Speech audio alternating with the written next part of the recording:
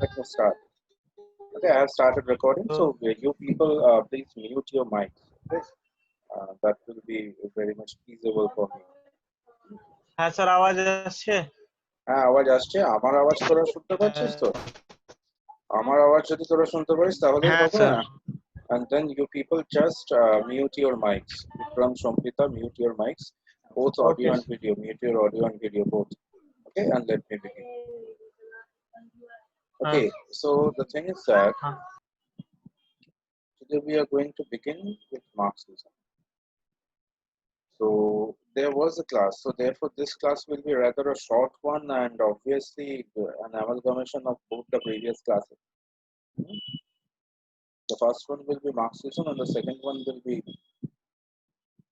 Marxist critics. So regarding Marxism, once I had told you. So therefore, I will be finishing it very briefly. So you know these are the two founders, Karl Marx and Friedrich Engels. So Marx and Engels together they formed this literary theory, and obviously because Marx's contribution was much better than Engels, that's why it is called Marxism. Okay? What Engel did was only working on Marx theory.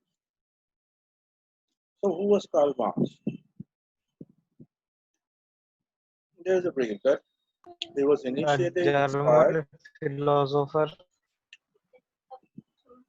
Okay, I am telling you, you are seeing the slide. Na slide ta dekhte pachis tora? Hmm? হ্যাঁ sir Yes, sir. Okay, so Yes, sir. দেখতে পাচ্ছি। you can see there. So Marx was a philosopher, and he was inspired mainly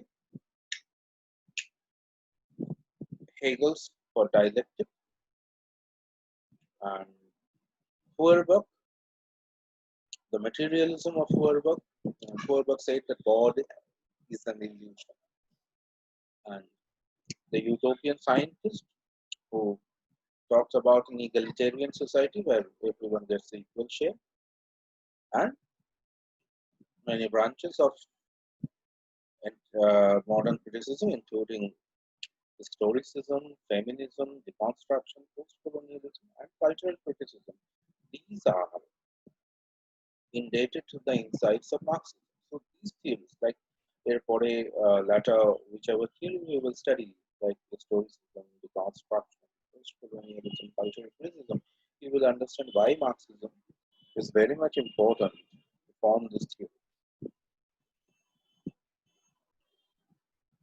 So practically, what is Marxism? The first notion is Marxism is a critic of capitalist society. So you know what is capitalist society. In a capitalist society, rather today I am going to take most of the classes on economics. So in a capitalist society, most of the wealth in the society is congested, it is accumulated in the hands of a few people. Those people who are the representatives of capitalism. And one particular class own the means of economic production, and as a result of that, oppression and exploitation of the working class, you can understand it very easily. And imperialistic nature of bourgeois enterprise, right? Who are the bourgeois? The capitalistic class. And they will be saying that whatever we prefer will happen in the society. Okay. So what is Marx on bourgeoisie? What does Marx say on bourgeoisie? Marx says that the bourgeoisie, that is the enterprise of capitalism and its supporters, the way they behave in the society, it creates a world after its own image. Like whatever we prefer, whatever we want, the world will run in that. And finally, capitalism reduces all human relationships to a cash nexus. That is, everything is dependent on wealth and economy. Okay. And now the concept of Hegelian dialectic. Do you remember anything? Okay, let me tell you what Hegel had said. That society, according to Hegel, mm, this is the, before saying Hegelian dialectic, let me tell you something about the dialectic that first was introduced by Plato. Plato said that there are two things, thesis, antithesis. So what is a thesis?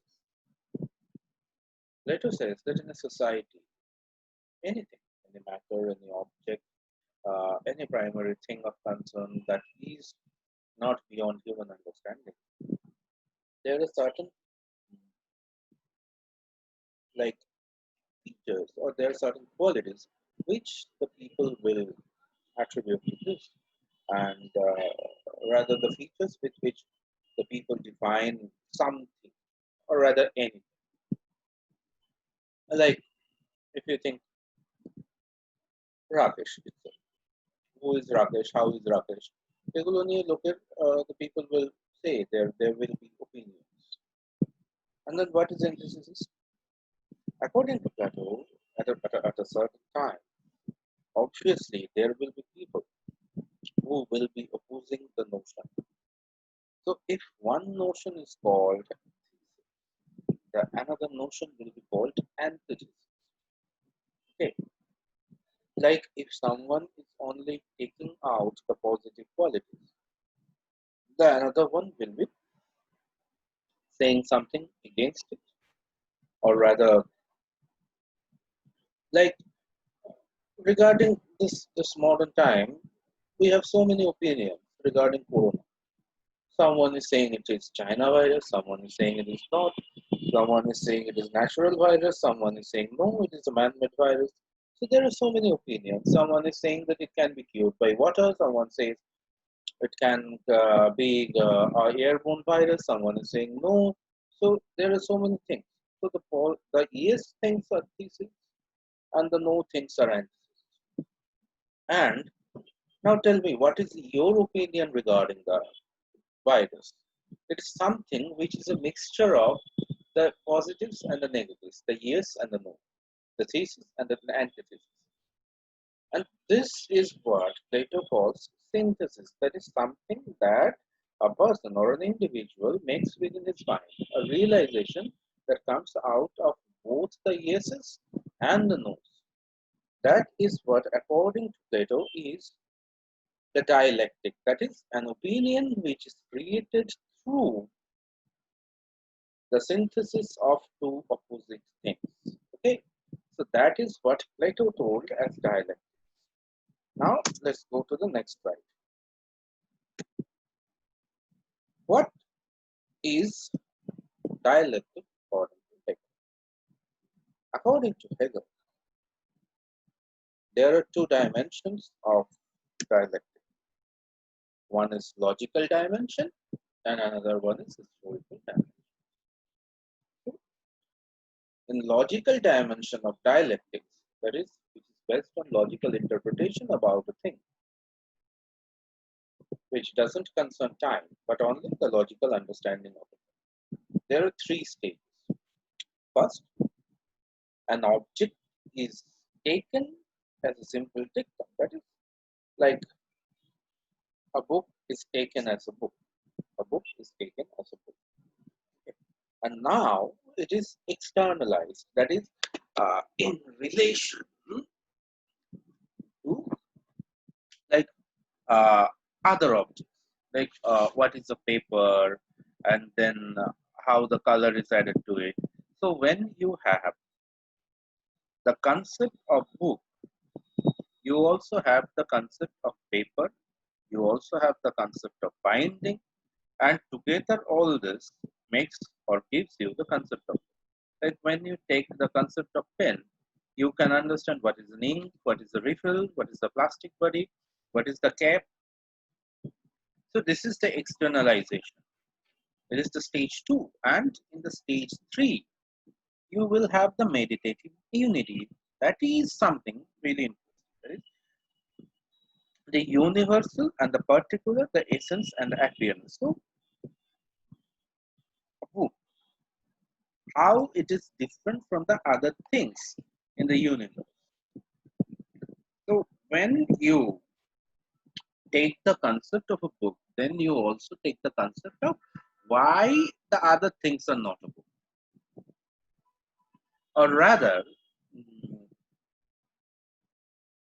what are the looks of a book and what are the utilities of it. And then the universal and the particular. That is, what is the concept of the book itself and what is this specific. So all this kind of meditated unity, almost from a philosophical level. This comes as a result of the clash between the opposites. That is what it is and what is not. The clash of these two concepts help you to understand a thing better. That is Hegel's logical dimension of dialogue. And then Hegel's historical method. Look at this thing very critically. This is the basic of Marxism, you know. The underlying principle of one society eventually give away to new society based on different principles, but which incorporates whatever was valuable in the previous principles. This is the first dictum. So, Hegel's historical method of dialectic says that society continuously evolves. And that's why you know at the very beginning of civilization, or rather at the very beginning, there was no society. Then society happened. Then it was ruled by kings.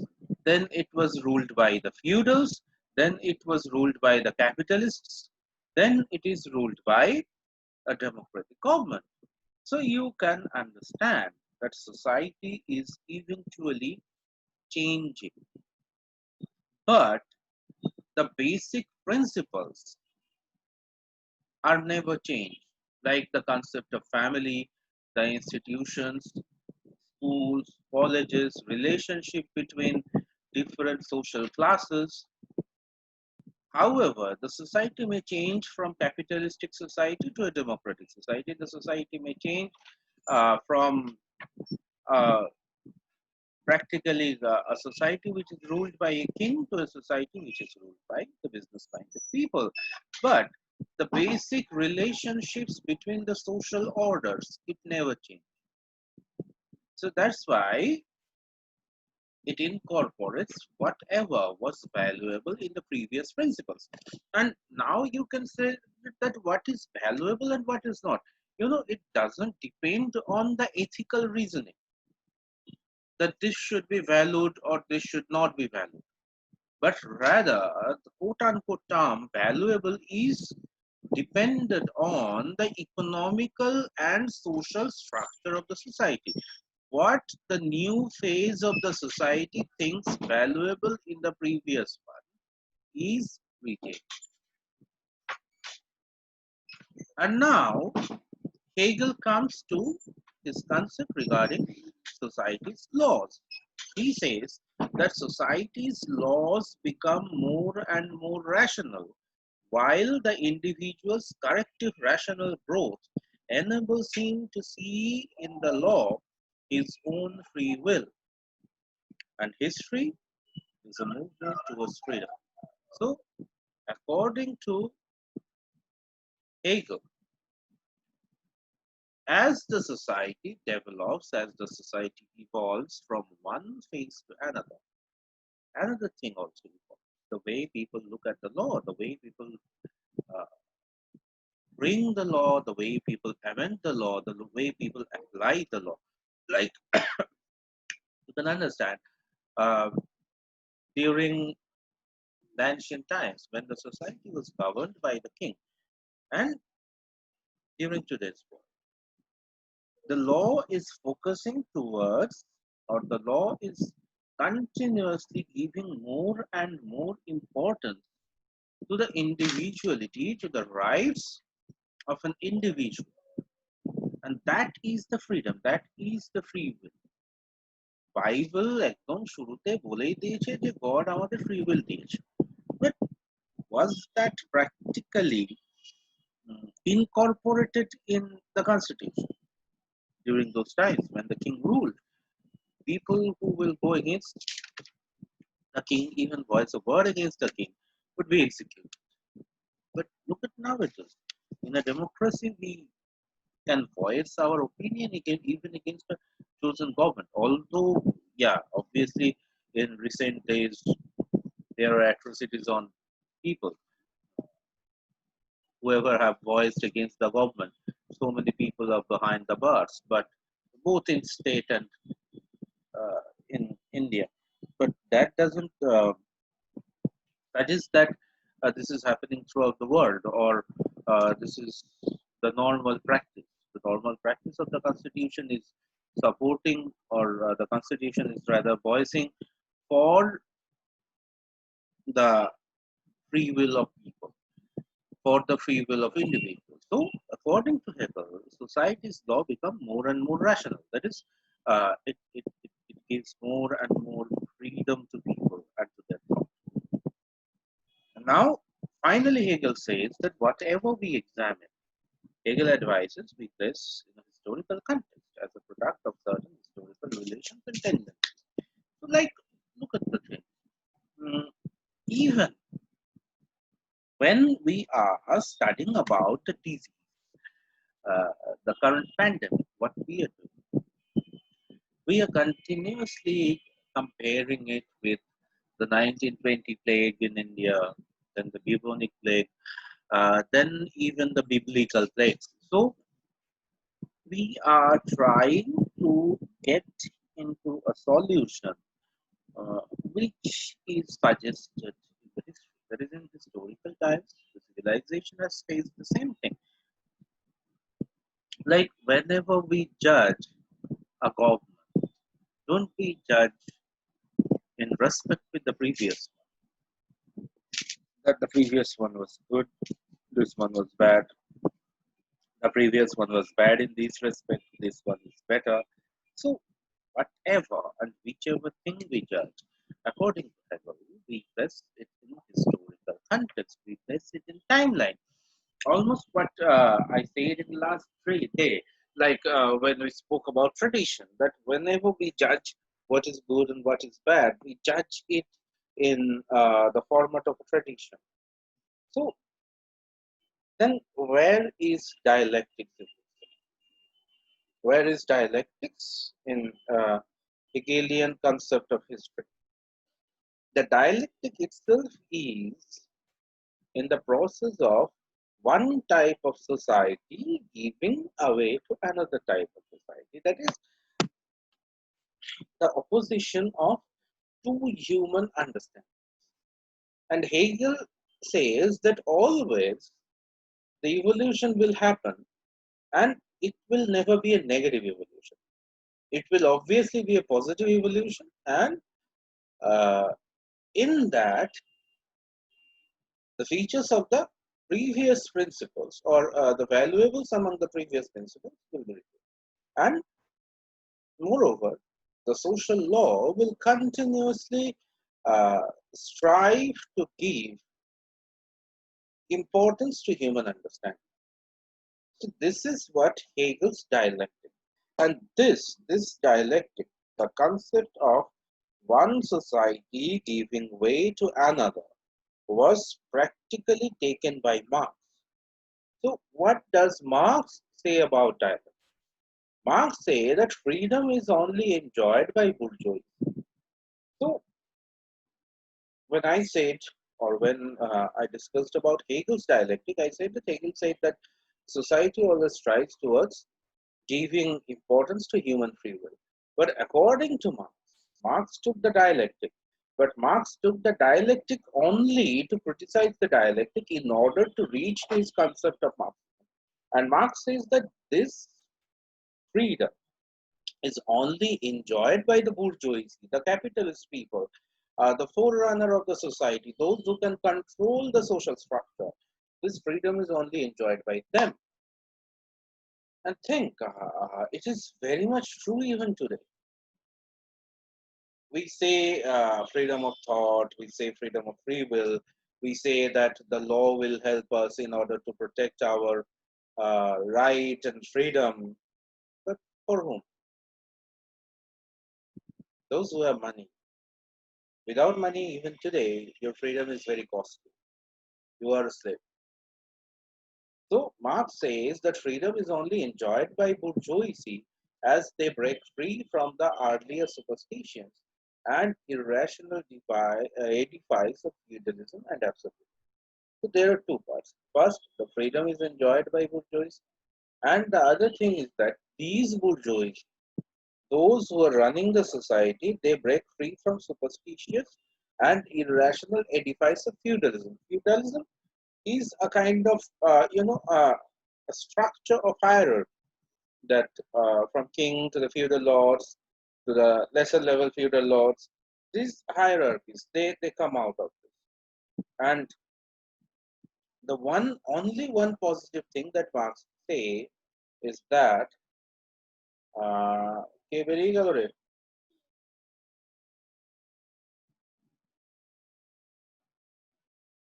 Bikram is out. Okay, so let me continue. He will take it from the recording. So think about is the only positive thing about is what Marx is saying, that the superstition and the hierarchy of feudalism. This is what they leave behind because they enjoy the freedom and because they go towards free will. As a result, they negotiate or they go against the hierarchy. And in this new capitalistic society, all the capitalistic lords, they enjoy an almost equal position. Okay, and they establish a more rational free market economy. So now the economy is not dependent on religion, the economy is not dependent on the king, rather the economy is dependent on market, on business, which is very much a kind of secular thing. A device that now runs the society is a secular thing, and that is market. And a society is based on rational principle. Why Marx say that this is rational principle? Because this is not guided by providence. That you have to do it because the king has said this, and because the king is the direct representative of God. No, no more this kind of obligations are uh, being imposed. Rather, what is being said? That you have to do it because this will earn more and more profit. Okay, so now the whole society is being run by a more rational concept of profit and loss. However, in it too, like earlier social structures, the humble section of the population is neglected and oppressed. This is what Marx says. So this is what Marx and dialect. Mm. So what does Marx advocate? Marx advocates Hegel's importance of labor through which man creates himself. He rejects his standpoint on religion. Hegel was very much dependent on religion. He said that everything will be made okay by the providence, and these changes of the society are guided by the providence because providence wants that. But Marx rejects his standpoint on religion, and Marx says that the thing that creates the change of the society is about the importance of labor, which is also said advocated by Hegel. He said that man creates or man changes himself through labor, and accumulated in accumulation of that, the society changes. And now he advocates theoretical humanism. And what is theoretical humanism? That is importance on human being itself. Like what I had said you while I taught you the Elizabethan period. Theoretical humanism is the most importance of, or giving most importance on the human being itself.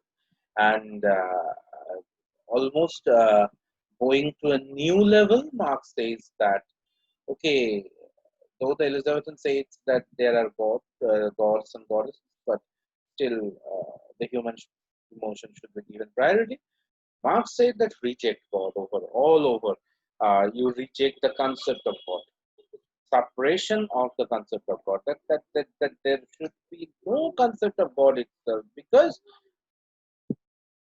God itself is a concept of hierarchy. When you advocate a kind of private property, the next point, that is practical humanism, there is suppression of private property. When you say that there is no private property, everything should be divided equally in human beings, then why there is a need of the concept of the hierarchy like religion, where you surrender yourself to a supreme authority called God, and almost say that the whole existence is the private property of the God.